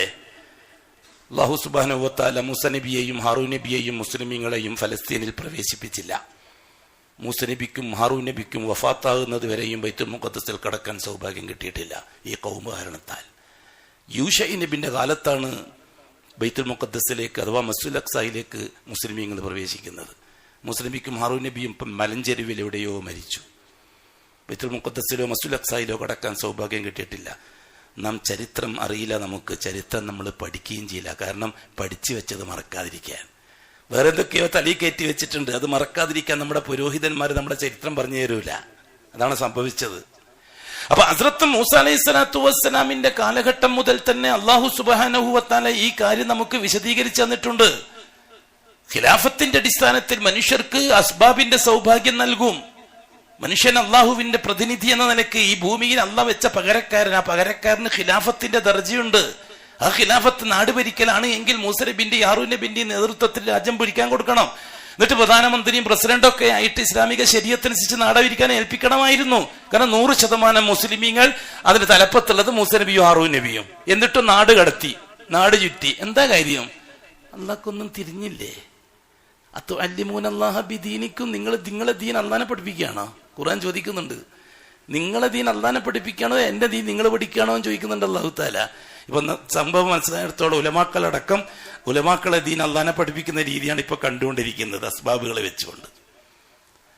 അള്ളാഹു സുബ്ഹാനഹു വ തആല ഖിലാഫത്തിനെ വെച്ചുകൊണ്ട് മനുഷ്യനെ സഹായിക്കും ഭൂമിയിൽ. അവിടെ ആദർശം നോക്കൂല അല്ലാഹ്, അസ്ബാബുകളെ നോക്കുള്ളൂ. അസ്ബാബുകളെ വെച്ചിട്ട് അസ്ബാബും തമ്മിൽ ഏറ്റുമുട്ടിയാൽ അസ്ബാബിനെയാണ് അള്ളാഹു ജയിപ്പിക്കുക. ആരുടെ കയ്യിലാണോ ആയുധം കൂടുതലുള്ളത് അവരെ ജയിപ്പിക്കുക എന്നുള്ളത് അള്ളാഹിന്റെ സുന്നത്താണ്. 3 തരത്തിലുള്ള ഏറ്റുമുട്ടലാണ്, 3 തരത്തിലുള്ള ജിഹാദാണ്. അൽ അസ്ബാബു ബിൽ അസ്ബാബ്, അൽ അഅമാലു ബിൽ അഅമാൽ, അൽ അസ്ബാബു ബിൽ അഅമാൽ. വസ്തുക്കളും ആയുധവും തമ്മിലുള്ള ഏറ്റുമുട്ടൽ, ആയുധവും ആദർശവും തമ്മിലുള്ള ഏറ്റുമുട്ടൽ, ആദർശവും തമ്മിലുള്ള ഏറ്റുമുട്ടൽ. ഇതാണ് ജിഹാദ്. ഇബ്നുൽ ഖയ്യിം അൽ ജൗസി റഹിമഹുല്ലാഹ് വളരെ നന്നായിട്ട് വിശദീകരിച്ചിട്ടുണ്ട് സാദുൽ മആദില്, ബാബുൽ ജിഹാദില്. അൽ അസ്ബാബു ബിൽ അസ്ബാബ്, വസ്തുക്കളും ആയുധവും തമ്മിൽ ഏറ്റുമുട്ടിയാൽ ആയുധം ആരോ കയ്യിലാണോ കൂടുതലുള്ളത് അവരെ അല്ലാഹു തആല ജയിപ്പിക്കുക. അള്ളാഹിന്റെ സുന്നത്താണ്. ഫലസ്തീനികളും ജൂതന്മാരും ഏറ്റുമുട്ടിയാൽ ആരുടെ കയ്യിലാണോ ആയുധം കൂടുതലുള്ളത് അവരെ അല്ലാഹു ജയിപ്പിക്കും. അതുകൊണ്ട് പകരത്തിന് അങ്ങോട്ട് അസ്ബാബ് ഉപയോഗിച്ചിട്ട് ജയിക്കാമെന്ന് ആരും കരുതണ്ട, വല്ലാഹി കരുതണ്ട. അത് വെറും ജൽപ്പനം മാത്രമാണ്. ഇവിടുത്തെ പൊളിറ്റിക്കൽ ജിഹാദുകാരുടെ വീരവാദം മാത്രമാണത്. നടക്കൂല. അള്ളാന്റെ സുന്നത്തിനെതിരായിട്ട് എന്ത് നടക്കും? അല്ലെങ്കിൽ പിന്നെ അസ്ബാബും അഅമാലും തമ്മിൽ, ആദർശവും ആയുധവും തമ്മിലുള്ള ഏറ്റുമുട്ടൽ. അതാണ് ബദറിൽ നാം കണ്ടത്. ഒരു വിഭാഗത്തിന്റെ കയ്യിൽ ആദർശം മാത്രം, മറ്റേ വിഭാഗത്തിന്റെ കയ്യിൽ ആയുധം മാത്രം. ആയുധം ഒന്നുമില്ലാത്ത ആദർശക്കാരെ അള്ളാഹു ജയിപ്പിച്ചു. നമുക്ക് സുന്നത്തോട് വിചാരാൻ വേണ്ടിയിട്ടാണ്. അള്ളാന്റെ 100% ആയുധധാരികളായ ഖുറൈശികളെ അള്ളാഹു തആല നിലംപതിച്ചു ഇല്ലേ? ഒരായുധവും ഇല്ലാത്ത മുസ്ലിമീങ്ങൾ ജയിച്ചു. ഇവിടെ അസ്ബാബും അഅമാലും തമ്മിൽ ഏറ്റുമുട്ടി, അഅമാല് ജയിച്ചു, അസ്ബാബ് തോറ്റു. മൂന്നാമത്തത് അഅമാലും തമ്മിലുള്ള ഏറ്റുമുട്ടലാണ്. ആദർശവും തമ്മിലുള്ള ഏറ്റുമുട്ടൽ. അതിനാണ് നാം ഇജ്തിഹാദ് മുജ്തഹിദ് എന്നൊക്കെ പറയുന്നത്. മുജ്തഹിദുകൾ തമ്മിലുള്ള ഏറ്റുമുട്ടൽ. ഇമാം അലി റളിയല്ലാഹു അൻഹു ഇമാം മുആവിയ റളിയല്ലാഹു അൻഹു തമ്മിലുള്ള ഏറ്റുമുട്ടൽ പോലെ അത് ജിഹാദിന്റെ ഇജ്തിഹാദി ഏറ്റുമുട്ടലാണ്, ആദർശപരമായ ഏറ്റുമുട്ടലാണ്. എന്താണ് ഇതിനെപ്പറ്റി അല്ലാഹു തആല അല്ലാഹുവിന്റെ റസൂൽ പറഞ്ഞത്? ഇജ്തിഹാദ് ജയിച്ചാൽ 2 പ്രതിഫലം, തോറ്റാൽ 1 പ്രതിഫലം, പിഴവ് പൊറുക്കപ്പെടുകയും ചെയ്യും എന്നല്ലേ പറഞ്ഞത്. ഇവിടെ മുആവിയ റളിയല്ലാഹു അൻഹുവിന്റെ ഇജ്തിഹാദ് ജയിച്ചെങ്കിൽ മുആവിയ റളിയല്ലാഹു അൻഹു 2 കൂലി, അലി റളിയല്ലാഹു അൻഹുവിന്റെ ഇജ്തിഹാദാണ് ജയിച്ചതെങ്കിൽ അലി റളിയല്ലാഹു അൻഹു 2 കൂലി. അഥവാ ഇജ്തിഹാദ് ജയിച്ചില്ല എങ്കിൽ 1 കൂലി, ഇജ്തിഹാദ് ചെയ്ത കൂലി. തീരുമാനം പഴച്ചത് പൊറുക്കപ്പെടുകയും ചെയ്യുന്നല്ലേ. ഇപ്പൊ നാളെ ആഖിറത്തിൽ അലിയും മുആവിയും രക്ഷപ്പെടും. നമ്മൾ ഇൻഷാ അല്ലാഹ് നാളെ ആഖിറത്തിൽ അലിയും മുആവിയും വല്ലാഹി രക്ഷപ്പെടും. കാരണം അവർ ഇജ്തിഹാദും തമ്മിലാണ് ഏറ്റുമുട്ടിയത്. ഇസ്മായിൽ റളിയല്ലാഹുവിന്റെ ഇജ്തിഹാദും അലിയുടെ ഇജ്തിഹാദും, 2 ആളും ആദിലിങ്ങളാണ്, സഹാബാക്കളാണ്, നീതിമാന്മാരാണ്, പണ്ഡിതന്മാരാണ്. അവർക്ക് ഇജ്തിഹാദ് ചെയ്യാനുള്ള അവകാശമുണ്ട്. ആ അവകാശമാണ് അവർ ചെയ്തത്. അതിൽ ആര് ജയിച്ചു ആര് തോറ്റു ഇൻഷാ അല്ലാഹ് ചർച്ച ചെയ്യപ്പെടുന്ന നാളെ ആഖിറത്തിൽ. ജയിച്ചവർക്ക് 2 കൂലിയും കൊടുക്കും, തോറ്റവർക്ക് 1 കൂലിയും കൊടുക്കും, തോറ്റതിന്റെ വിറ്റ് പുറത്തു കൊടുക്കുകയും ചെയ്യും. നമ്മൾ പറഞ്ഞവര് നമ്മൾ തറം വരും. ഇതൊന്നും ഇവിടുത്തെ രാഷ്ട്രീയക്കാർക്ക് മനസ്സിലായിക്കൊള്ളണമെന്നില്ല. മുആവിയ റളിയല്ലാഹുവിനെയും അലി അല്ലാഹു തആല അൻഹുവിനെയും രാഷ്ട്രീയത്തിന്റെ പേരിൽ തെറി പറയുന്ന ഇസ്ലാം പാർട്ടിക്കാർക്ക് ഇത് മനസ്സിലായിക്കൊള്ളണമെന്നില്ല. കാരണം അവർ ഇസ്ലാമിന്റെ ചരിത്രങ്ങളെ രാഷ്ട്രീയത്തിന് വേണ്ടി ഉപയോഗിച്ച് ഈ പാവപ്പെട്ട സമുദായത്തെ വഞ്ചിക്കുന്നവരാണ് അവർ. അതുകൊണ്ടാണ് അവർ ആ ചർച്ച വെക്കാത്തത്, സമൂഹത്തിനെ അറിയിക്കാത്തത്. ഇരിക്കട്ടെ, അല്ലാഹു സുബ്ഹാനഹു വ തആല മനുഷ്യർക്ക് നൽകിയ ഖിലാഫത്തിന്റെ ബഹുമാനത്തിലാണ് അവരുടെ ആവശ്യങ്ങൾ പൂർത്തിയാക്കി കൊടുക്കുന്നത്. അവിടെ അല്ലാഹു തആല ഇവിടെ വേറെ ഒന്നും പരിഗണിക്കാറില്ല. ഇവരെ ഏത് മതക്കാരനാണ്, ജാതിക്കാരനാണ്. ഫിറൗൻ ദുആ ചെയ്താലും അല്ലാഹു കബൂലാക്കും, നമ്രൂദ് ദുആ ചെയ്താലും അല്ലാഹു കബൂലാക്കും, ഹാമാൻ ദുആ ചെയ്താലും അല്ലാഹു കബൂലാക്കും, ഇവിടുത്തെ ഹിന്ദു ദുആ ചെയ്താലും അല്ലാഹു കബൂലാക്കും. ആവശ്യങ്ങളുടെ കാര്യത്തിൽ അല്ലാഹു സുബ്ഹാനഹു വ തആല ഹിന്ദുവാണോ മുസ്ലിമാണോ നോക്കാറില്ല, ആവശ്യങ്ങൾ പൂർത്തിയാക്കി കൊടുക്കുക എന്നുള്ളതാണ്. ദുആ എന്നല്ലോ മൂസ അലൈഹി സ്വലാത്തു വസ്സലാമിന്റെ കാലഘട്ടത്തിൽ ഫിറൗൻ ദുആ ചെയ്യാൻ പറഞ്ഞു. അള്ളാഹുവിനോട് മൂസ നബിയെ, മൂസ ഒന്ന് അള്ളാഹിനോട് ദുആ ചെയ്, നമ്മുടെ ഈ ദാരിദ്ര്യം ഒന്ന് മാറി കിട്ടാൻ വേണ്ടിയിട്ട്. മൂസ നബി ദുആ ചെയ്തു, അള്ളാഹ് ദാരിദ്ര്യം മാറ്റുകയും ചെയ്തു. ദാരിദ്ര്യം മാറിയപ്പോൾ ഫിറൗൻ പറഞ്ഞു, അത് മൂസന്റെ കഴിവുകൊണ്ടൊന്നുമല്ല, അത് എന്റെ സാമർത്ഥ്യം കൊണ്ടാണ് ദാരിദ്ര്യം മാറിയത് എന്ന്. മൂസ അലൈഹി സ്വലാത്തു വസ്സലാം വീണ്ടും ഫറോവിനെതിരായിട്ട് പ്രവർത്തിക്കാൻ തുടങ്ങി, തൗഹീദിന്റെ പ്രബോധനം തുടങ്ങി. അല്ലാഹു സുബ്ഹാനഹു വ തആല ഫറോവ സമൂഹത്തിന്റെ മേൽ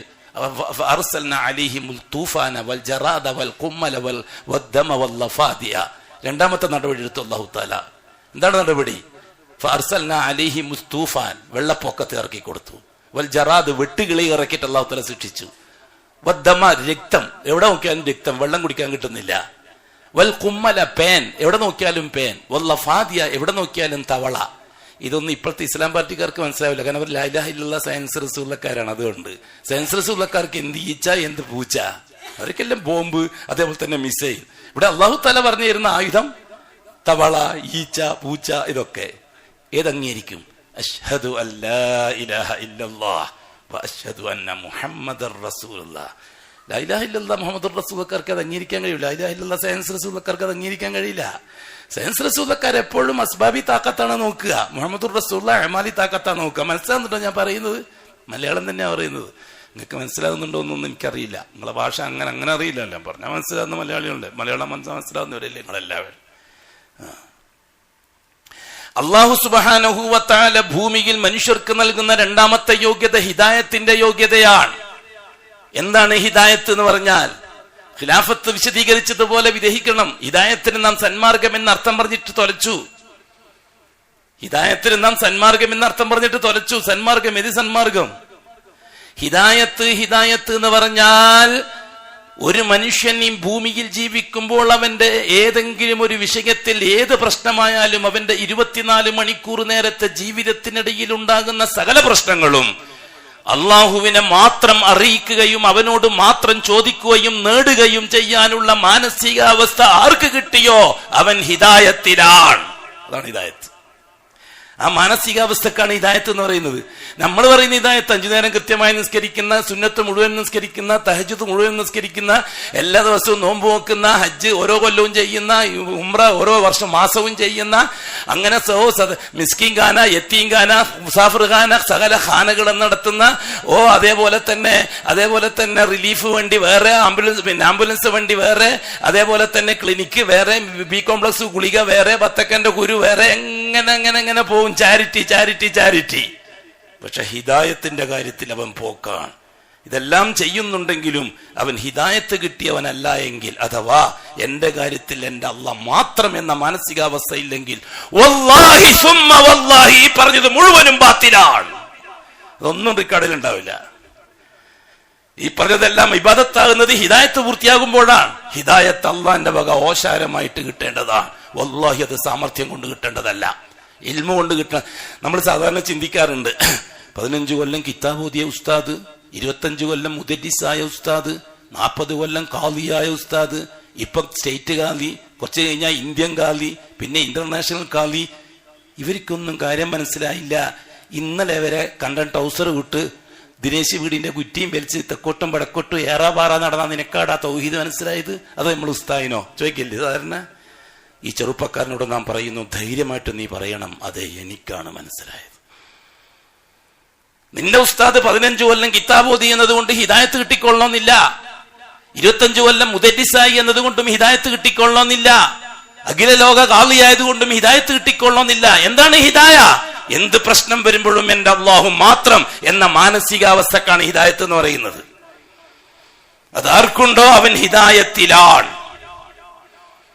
കൂട്ടരെ ഇൽമു കൊണ്ടും യോഗ്യത കൊണ്ടും ഹിദായത്ത് കിട്ടുമായിരുന്നുവെങ്കിൽ നൂഹ് നബിന്റെ ഭാര്യക്ക് കിട്ടണമായിരുന്നു, കൊടുത്തില്ല അല്ലാഹ്. ലൂത്ത് നബിന്റെ ഭാര്യക്ക് കൊടുത്തില്ല അല്ലാഹ്. ഇബ്രാഹിം നബിന്റെ ബാപ്പ കൊടുത്തില്ല. ഇബ്രാഹിം നബിന്റെ ബാപ്പാന്റെ മയ്യത്ത് ചത്ത് നാറിയ കഴുതപ്പുലിയുടെ ശരീരം വലിച്ചെറിയുന്നത് പോലെ ആസറിന്റെ ശരീരം നരകത്തിലേക്ക് വലിച്ചെറിയുമെന്നാണ് അഷ്റഫുൽ പറഞ്ഞത്. സ്വന്തം ഉപ്പാപ്പനെ പറ്റിയാ പറഞ്ഞത്.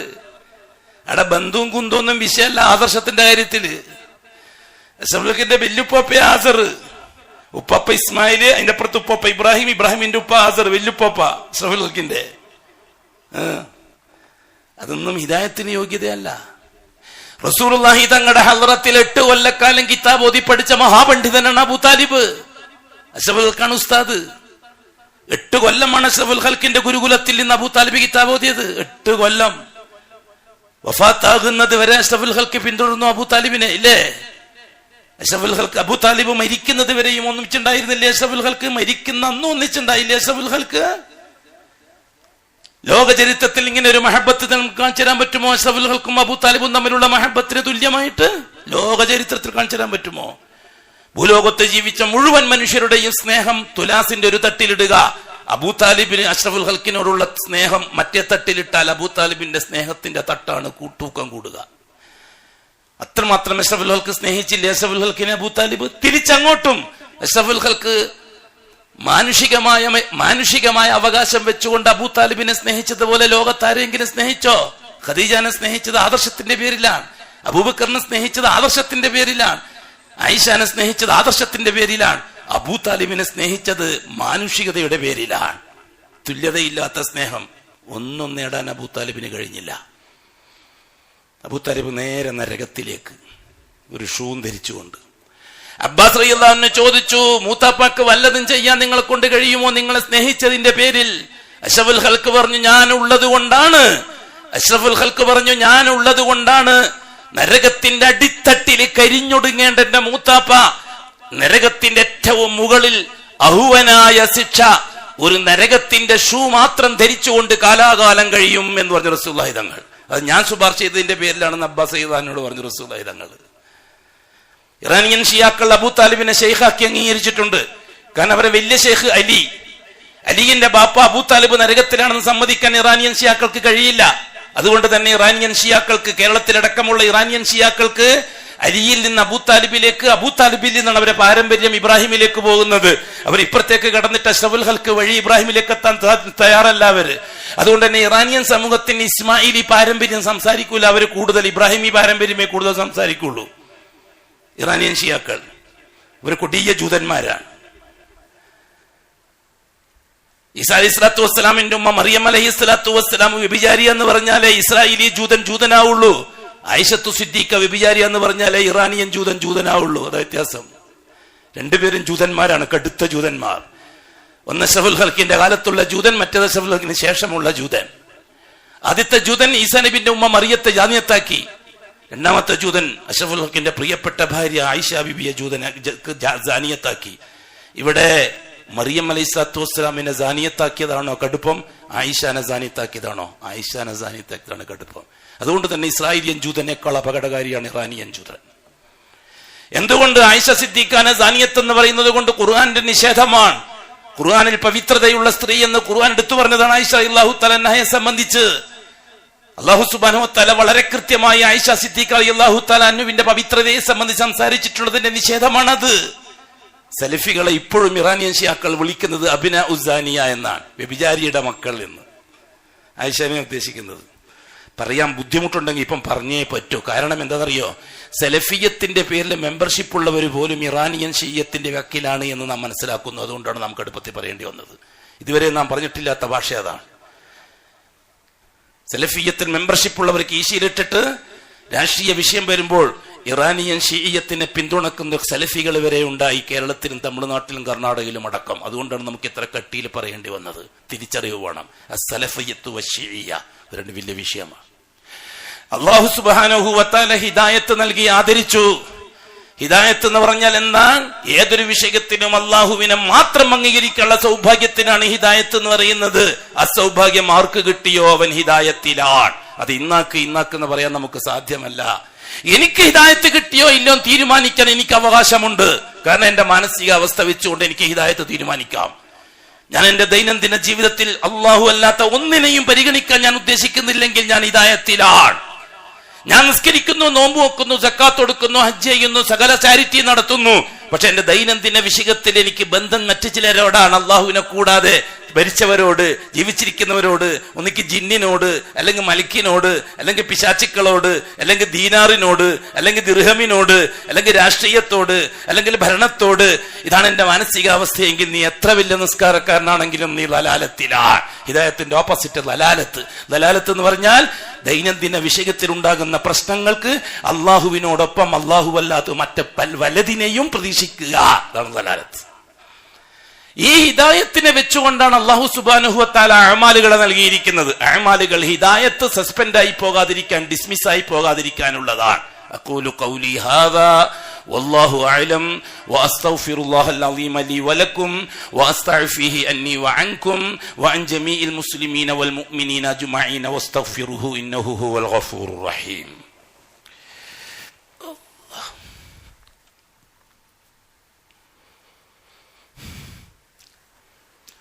അൽഹംദുലില്ലാഹി റബ്ബിൽ ആലമീൻ വസ്സലാത്തു വസ്സലാമു അലാ അഷ്റഫിൽ മഖ്ലൂഖീൻ മുഹമ്മദിൻ വആലിഹി വസഹ്ബിഹി അജ്മഈൻ. ഇബാദല്ലാഹ് ഇത്തഖുല്ലാഹ ഹഖ്ക തുഖാതിഹി വലാ തമൂതുന്ന ഇല്ലാ വഅൻതും മുസ്ലിമൂൻ. അഅമാലുകളെ ഹിദായത്ത് നിലനിർത്തിക്കൊണ്ടു പോകാനുള്ള ഊർജ്ജമായിട്ടാണ് അല്ലാഹു തആല കണ്ടത്. അതെ, രണ്ടാമത്തെ കാര്യമായ നിസ്കാരം ഷഹാദത്തിനെ നിലനിർത്താനുള്ളതാണ്. മൂന്നാമത്തെ കാര്യമായ സക്കാത്ത് ഷഹാദത്തിനെ നിലനിർത്താനുള്ളതാണ്. നാലാമത്തെ കാര്യമായ നോമ്പ് ഷഹാദത്തിനെ നിലനിർത്താനുള്ളതാണ്. അഞ്ചാമത്തെ കാര്യമായ ഹജ്ജ് ഷഹാദത്തിനെ നിലനിർത്താനുള്ളതാണ്. വല്ലാഹി നിസ്കാരത്തിന് സ്വന്തമായിട്ട് ഒരു സ്റ്റാൻഡും ഇസ്ലാമിലില്ല. ഷഹാദത്തുമായി ബന്ധമുണ്ടെങ്കിൽ മാത്രമേ നിസ്കാരത്തിന് അഡ്രസ് ഉള്ളൂ. അല്ലെങ്കിൽ ജൂതൻ നിസ്കരിക്കുന്നവരാണ്, അബൂജഹൽ നിസ്കരിക്കുന്നവരാണ്, അബൂ താലിബ് നിസ്കരിക്കുന്നവരാണ്, ഉത്ബത്തും ഷൈബത്തും മസ്ജിദുൽ ഹറാമിൽ നിസ്കരിക്കുന്നവരായിരുന്നു. അവരാ നിസ്കാരത്തിന് ഒരു വിലയോ അല്ലാഹു തആല കൊടുത്തില്ല. കാരണം ലാ ഇലാഹ ഇല്ലല്ലാഹ്ക്ക് ഷഹാദ കൊടുത്തില്ല. അതുകൊണ്ട് അല്ലാഹു സുബ്ഹാനഹു വ തആല അവസാനമായിട്ട് ഷഹാദത്ത് പരിശോധിക്കുന്നതിന് വെച്ചത് ഹജ്ജാണ്. വൽ ഫജ്ർ, പ്രഭാതത്തെ തന്നെയാണ് സത്യം. വലയാലിൻ അശ്ർ, 10 രാത്രിയെ തന്നെയാണ് സത്യം. ഖുർആൻ സൂറത്തുൽ ഫജ്ർ. ഇവിടെ 10 രാത്രി എന്ന് പറഞ്ഞത് ദുൽഹജ്ജ് ഒന്നാമത്തെ 10 1 മുതൽ 10 വരെയുള്ള ദിവസങ്ങളാണെന്നാണ് എല്ലാ മുഫസ്സിറുകളും പറഞ്ഞിരിക്കുന്നത്. അതെ, ദുൽഹജ്ജ് 10നേക്കാൾ, റമളാൻ അവസാനത്തെ 10നേക്കാൾ ശ്രേഷ്ഠമാണ് ഈ ഒന്നാമത്തെ 10 എന്ന് പറഞ്ഞവരുണ്ട്. അത് അടിസ്ഥാനത്തിലാണ്, റസൂലുള്ള പഠിപ്പിച്ചതിന്റെ അടിസ്ഥാനത്തിൽ തന്നെയാണ്. രാത്രിയുമായി ബന്ധിപ്പിച്ചാൽ റമളാന്റെ അവസാനത്തെ 10ന്റെ രാത്രിക്കാണ് പോരിശ, പകലുമായി ബന്ധിപ്പിച്ചാൽ ദുൽഹജ്ജ് ഒന്നാമത്തെ 10നാണ് പോരിശ. എന്നാ പറഞ്ഞ ഭാഷനർത്ഥം. അഷ്റഫുൽ ഖൽഖ് പറഞ്ഞു, അമലുകളിൽ വെച്ച് ഏറ്റവും വലിയ അമല്, അള്ളാഹുവിലേക്ക് അടുക്കുന്ന അമല്, കഴിഞ്ഞുപോയതും വരാനിരിക്കുന്നതുമായ പാവം പൊറുക്കാൻ പറ്റുന്ന അമല് ദുൽഹജ്ജ് ആദ്യത്തെ 10ലുള്ള അമലാണ് എന്ന് പറഞ്ഞു റസൂലുള്ളാഹി സ്വല്ലല്ലാഹു അലൈഹി വസല്ലം. അൽയൗമ അക്മൽതു ലക്കും ദീനക്കും വഅത്മംതു അലൈക്കും നിഅമതി വറദീതു ലക്കുമുൽ ഇസ്ലാമ ദീന. ഖിയാമത്ത് നാൾ വരെ ദീനുൽ ഇസ്ലാമിനെ പരസ്യമായി പ്രഖ്യാപിച്ച ദിവസം ദുൽഹജ്ജ് 10ആണ്. ആ 1 മുതൽ 10 വരെയും ആ 10 ആഘോഷം. ഒരു ജൂതൻ വന്നിട്ട് ഉമർ റളിയല്ലാഹുവിനോട് ചോദിച്ചു, യാ അമീറുൽ മുഅ്മിനീൻ, ജൂതനും അമീറുൽ മുഅ്മിനീൻ തന്നെയാണ് വിളിക്കുക, യാ അമീറുൽ മുഅ്മിനീൻ, നിങ്ങളെ ഖുർആനിലുള്ള ഒരു ആയത്തെങ്ങാനും ഞങ്ങൾക്കാ ഇറങ്ങിയതെങ്കിൽ ആ ദിവസം ഞങ്ങൾ ഒരു ആഘോഷമാക്കിയേനെ, ഒരു പെരുന്നാളാക്കിയേനെ. അപ്പൊ ഉമർ റളിയല്ലാഹു ചോദിച്ചു, അത് ഏതാ ആയത്ത്? അൽയൗമ അക്മൽതു ലക്കും ദീനക്കും വഅത്മംതു അലൈക്കും നിഅമതി വറദീതു ലക്കുമുൽ ഇസ്ലാമ ദീന. അപ്പൊ ഉമർ റളിയല്ലാഹു പറഞ്ഞു, പെരുന്നാൾ ദിവസം തന്നെയാണല്ലോ ആയത്തിറങ്ങിയത്. ഒരു അറഫ, ഒരു ദുൽഹജ്ജ് 9 വെള്ളിയാഴ്ചന്റെ നസറിനാണല്ലോ ആയത്തിറങ്ങിയത്. പിന്നെ നിങ്ങളെക്കാൾ വലിയ ആഘോഷം അതല്ലേ എന്ന് പറഞ്ഞു ഉമർ റളിയല്ലാഹു അൻഹു. അല്ലാഹു സുബ്ഹാനഹു വ തആല നമ്മെ സംബന്ധിച്ചിടത്തോളം ദുൽഹജ്ജ് 1 മുതൽ 10 വരെയുള്ള നാളുകൾ ചരിത്രത്തെ അയവിറക്കാൻ വേണ്ടിയുള്ളതാണ്. 4 ഘട്ടങ്ങളാണ് ചരിത്രത്തിനുള്ളത്. ആദം നബിന്റെ കാലവുമായി ബന്ധപ്പെട്ട ശൈശവഘട്ടം, നൂഹ് നബിന്റെ കാലവുമായി ബന്ധപ്പെട്ട യൗവനഘട്ടം, ബാല്യഘട്ടം, ഇബ്രാഹിം നബിന്റെ കാലവുമായി ബന്ധപ്പെട്ട യൗവനഘട്ടം, അഷ്റഫുൽ ഹഖിന്റെ കാലം മുതൽ ഖിയാമത്ത് നാൾ വരെയുള്ള കാലം വാർദ്ധക്യഘട്ടം. ഈ 4 ഘട്ടത്തെ ചരിത്രപരമായി അയവിറക്കാനുള്ളതും കൂടിയാണ് ഹജ്ജ്. ഒരു ഹാജി ഒരു ഹജ്ജുമ്മ കഅബ ഷരീഫിന്റെ മുറ്റത്തിറങ്ങുമ്പോൾ അവരെ മനസ്സിലേക്ക് കടന്നു വരുന്ന ആദ്യത്തെ രംഗം ആദം അലൈഹി സ്വലാത്തു വസ്സലാമും ആദം അലൈഹി സ്വലാത്തു വസ്സലാമിന്റെ കാലത്തുള്ള കഅബയും അതിൽ വെച്ച് ചെയ്ത ഹജ്ജും ആണ്. ഇന്ന അവ്വല ബൈത്തിൻ വുദിഅ ലിന്നാസി ലല്ലദീ ബിബക്ക. രണ്ടാമതായിട്ടൊരു ഹാജിയുടെ ഹജ്ജുമാന്റെ മനസ്സിലേക്ക് കടന്നു വരുന്നത് നൂഹ് നബിന്റെ കാലഘട്ടമാണ്. വെള്ളപ്പൊക്കത്തിൽ ആകാശത്തിലേക്ക് ഉയർത്തപ്പെട്ട കഅബ 3000 കൊല്ലത്തോളം ആ കഅബാലയം ലോകത്ത് ഉണ്ടായിരുന്നില്ല. അതുകൊണ്ട് തന്നെ പല നബിമാർക്കും ഹജ്ജ് ചെയ്യാൻ തൗഫീഖ് ഉണ്ടായിട്ടില്ല. നൂഹ് നബിന്റെയും ഇബ്രാഹിം നബിന്റെയും കാലത്തിന്റെ ഇടയിൽ വന്ന പല നബിമാർക്കും ഹജ്ജിന് തൗഫീഖ് കിട്ടിയിട്ടില്ല, കഅബാലയം ഇല്ലാത്തത് കൊണ്ട്. ഇതാണ് രണ്ടാമത്തെ ഘട്ടം. ഹാജിയുടെ ഹജ്ജുമാന്റെ മനസ്സിലേക്ക് ആ തവാഫിന് വേണ്ടി ഇറങ്ങുമ്പോൾ കടന്നു വരുന്ന ചരിത്രപരമായ മുഹൂർത്തം ഇബ്രാഹിം ഈ കാലഘട്ടത്തിലേക്ക് വരും. 6000 കൊല്ലം മുമ്പ് നടന്ന സംഭവം സാക്ഷ്യം വഹിച്ചത് മക്കയാ. ആ പരിശുദ്ധമായ കഅബാലയമാണ്, തൊട്ടടുത്തുള്ള സംസമാണ്, അപ്പുറത്തുള്ള സഫയും മറുവയുമാണ്. അതാണ് ഒരു ഹാജിയുടെ ഹജ്ജുമാന്റെ മനസ്സിലേക്ക് കടന്നു വരുന്ന ചരിത്രപരമായ വികാരം. നാലാമതായിട്ട് കടന്നു വരുന്നത് മുഹമ്മദുർ റസൂലുള്ളാഹ്. അഷ്റഫുൽ ഖൽഖ് സല്ലല്ലാഹു അലൈഹി വസല്ലം ലോകാവസാനം വരെയുള്ളവർക്ക് വേണ്ടി ഹജ്ജ് പൂർത്തിയാക്കി കൊടുത്തു. ഖുദു അന്നി മനാസിക്കക്കും ലഅല്ലി ലാ അൽഖാക്കും ബഅദ ആമി ഹാദാ. ഹബീബായ മുത്തായ മുസ്തഫ റസൂലുള്ളാഹി അന്ന് മദീനയിൽ നിന്ന് ഹജ്ജിന് വേണ്ടിയിട്ട് വരുമ്പോൾ ദുൽഹുലൈഫയിൽ വെച്ച് ഹജ്ജിന് ഇഹ്റാം കെട്ടി. ആ സമയത്ത് ഹബീബ് പറഞ്ഞു സഹാബാക്കളോട്, ഖുദു അന്നി മനാസിക്കക്കും, ഹജ്ജ് കൃത്യമായിട്ട് നിങ്ങൾ എൻ്റെ അടുത്തുനിന്ന് പഠിച്ചോളണം. ലഅല്ലി ലാ അൽഖാക്കും ബഅദ ആമി ഹാദാ. ഈ വർഷം കഴിഞ്ഞാൽ ചിലപ്പോൾ ഞാൻ ഉണ്ടായിന്ന് വരൂല, അതുകൊണ്ട് ഹജ്ജ് കൃത്യമായിട്ട് പഠിച്ചോണം. അതുകൊണ്ട് തന്നെ മസ്അല തർക്കം കൂടുതലില്ലാത്തൊരമലാണ് ഹജ്ജ്. ബഹുമാനപ്പെട്ട അബ്ദുല്ലാഹിബ്നു ജുബൈർ റളിയല്ലാഹു തആല അൻഹു വളരെ കൃത്യമായി ഹജ്ജിനെ ഒപ്പിയെടുത്തു. മൂപ്പരിൽ നിന്നാണ് കൂടുതൽ റിപ്പോർട്ടുകളും വന്നത്. വളരെ ചെറിയ മസൽ തർക്കം മാത്രമേ ഹജ്ജിന്റെ കാര്യത്തിലുള്ളൂ, വളരെ ചെറിയത്. അതും പ്രാദേശികമോ അല്ലെങ്കിൽ സാങ്കേതികമോ ആയ മസല തർക്കം. ശർഈയായ മസല തർക്കം ഒന്നും ഹജ്ജിനില്ല. അത്ര കൃത്യമായി അഷ്റഫുൽ ഖൽഖ് പറഞ്ഞു. ലോകാവസാനം വരെ എങ്ങനെ തവാഫ് ചെയ്യണം, എങ്ങനെ സഈ ചെയ്യണം, എങ്ങനെ മുടി കളയണം, എങ്ങനെ മുടി മുറിക്കണം, എങ്ങനെയാണ് സംസം കുടിക്കേണ്ടത്, എന്തിനാണ് സംസം കുടിക്കേണ്ടത്, മസ്ജിദുൽ ഹറാം എന്താണ്, മത്താഫ് എന്താണ്, സഫ എന്താണ്, മർവ എന്താണ്, ക്ലിയറായി ഖിയാമത്ത് വരെ നിലനിൽക്കുന്നത് മുഹമ്മദ് ഈ കാലഘട്ടത്തോടു കൂടിയാണ്. അപ്പൊ ചരിത്രത്തിന്റെ നിർണായകമായ 4 ഘട്ടങ്ങളെ ഹാജി അയവിറക്കുകയാണ്. നമ്മെ സംബന്ധിച്ചോളം അങ്ങനെ തന്നെയാണ്. നമുക്ക് ഒന്നെന്ന് മുതലാണെന്നുള്ള കാര്യം തീരുമാനമായിട്ടില്ല. സൗദി അറേബ്യയിൽ ഇന്നലെ മാസം കണ്ടതിന്റെ പേരിൽ ഇന്ന് സൗദി അറേബ്യയിലെ ദുൽഹജ്ജ് 1. സൗദി അറേബ്യയിലെ മാസപ്പിറവിയെ പരിഗണിക്കാൻ ഇവിടുത്തെ സംവിധാനങ്ങൾ തയ്യാറാണെങ്കിൽ അത് മതി. സൗദി അറേബ്യയിലെ മാസം കാണുന്നതും കുളച്ചൽ മാസം കാണുന്നതും ബട്കൽ മാസം കാണുന്നതും നമ്മളെ സംബന്ധിച്ചിടത്തോളം തുല്യമാണ്. കാരണം നബവി ഇമാമിന്റെ അഭിപ്രായ പ്രകാരം തന്നെ ബട്കൽ മാസം കണ്ടാൽ കുളച്ചിലുകാർക്ക് എടുക്കാം. തമിഴ്നാട്ടിലെ കുളച്ചൽ 800 കിലോമീറ്റർ ഡിസ്റ്റൻസ് ഉണ്ട്.